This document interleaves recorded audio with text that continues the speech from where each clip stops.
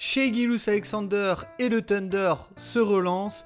Une démonstration de force face à Denver au match 2, un partout dans la série, mais surtout le retour du Canadien ultra efficace. Et alors Mark Daigneault a fait un tout petit ajustement pour relancer son futur MVP et je vous propose de voir comment dans cette petite vidéo.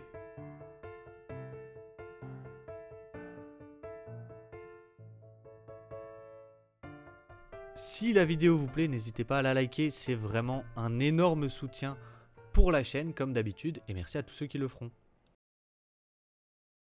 Alors, on l'avait vu au Game 1, Shai Gilgeous-Alexander, il met quand même 33 points, notamment ce step back très impressionnant, mais en fait, on avait vu aussi d'énormes problèmes de drive. Et l'ajustement de Mark Daigneault, c'est dans l'organisation du terrain. Vous voyez ici, Shai, il veut driver, mais on fait le pick and roll au centre. Et alors ce qui est très intéressant, et ce qu'il faut noter, c'est que le Thunder place un joueur dans l'aile. Et ce qu'il faut dire, c'est que l'aile, c'est pas les corners. Parce que la réussite dans les corners, elle est beaucoup plus importante que dans l'aile. Et donc, ce qu'on fait Denver, c'est des stunts très agressifs. Regardez ici Jamal Murray, il se place ici, et vous voyez de suite, Shai Gilgeous-Alexander, il peut pas driver, et il peut pas pull-up parce qu'il y a Christian Braun qui vient le prendre en sandwich. Et donc, il est obligé de libérer.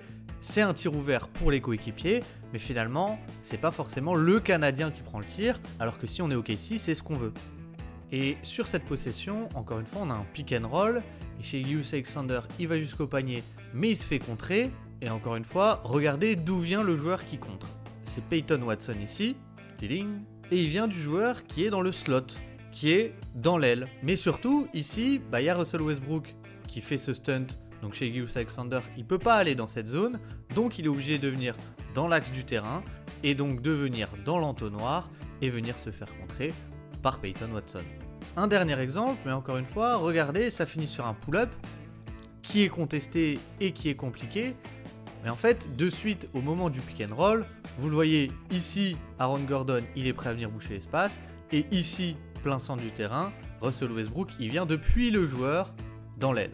Et donc Shai Gilgeous-Alexander, en réalité, il n'a pas trop d'autre choix que de prendre ce pull-up avec Christian Braun qui passe en dessous. Alors cet ajustement, en réalité, c'est pas quelque chose qu'ils n'avaient pas fait au Game 1, mais qu'ils avaient très peu fait, et c'est les empty side pick and roll.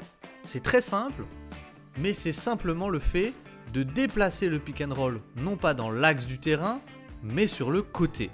Et en fait, pourquoi? Parce que là, vous voyez, il y a l'écran, et à ce moment-là, on a vidé le corner comparé à avant.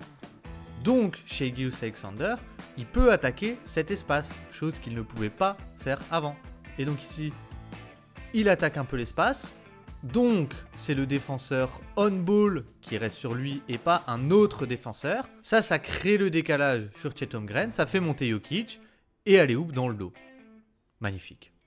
Et c'est vraiment un petit ajustement sur lequel ils ont beaucoup insisté. Encore une fois, ici, le corner est vide, j'attaque l'espace et ça libère un peu la pocket pass. Puisqu'en fait, si vous regardez, là, à ce moment-là, hop, vu qu'il n'y a pas d'aide, ça force Jokic à être beaucoup plus agressif sur moi parce que sinon, je vais jusqu'au panier. Et donc, encore une fois, c'est à partir de là qu'on crée le décalage et on trouve un tir plutôt bon avec en plus Chet Holmgren dans le dunker spot. Encore un exemple dans le premier quart-temps, vous allez le voir, hop, le corner il est vide, sauf que cette fois-ci, Shai il va vers l'intérieur. Et encore une fois, s'il va vers l'intérieur, on retrouve ce tir dans l'aile que Denver est prêt à laisser. Et pourquoi il va vers l'intérieur? Parce que tout simplement, ici regardez, Christian Braun, il se met en position de lui rejeter l'accès dans cette zone. Donc on a tellement stressé notre défense avec le empty side pick and roll qu'on force à aller vers l'intérieur. Jokic, il abandonne Jalen Williams et finalement on remet le destin d'OKC entre les mains des role players. Et un dernier exemple, mais du coup contre-move d'OKC, vous allez le voir, pour empêcher le stunt, Shai Gilgeous-Alexander, il va jusqu'au panier, mais si on rembobine, on a le corner qui est vidé ici, et cette fois on a carrément deux poseurs d'écran. Mais si vous vous souvenez bien, et celui qui devrait être en position de faire l'aide, c'est Jamal Murray. Mais fixez bien Jalen Williams, vous voyez ce qu'il fait, il s'en va sur la ligne de fond, on vide l'aile pour empêcher les stunts, et donc Shai Gilgeous-Alexander, à ce moment-là, il a le temps, il a moins de pression, et je peux driver et aller jusqu'au panier. avec l'aide de Michael Porter Jr., un peu en retard.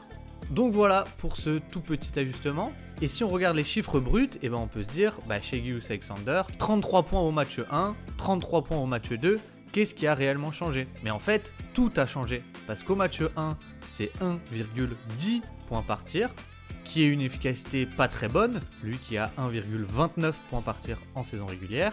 Et sur le match 2, eh ben on est à 1,90 points par tir, efficacité délirante, et OKC repart avec la victoire. Donc voilà pour une vidéo un peu plus courte, j'espère qu'elle vous aura plu. On essaye de varier un peu les formats. En tout cas, comme d'habitude, je vous souhaite une très bonne journée et je vous dis à très vite. Ciao ciao.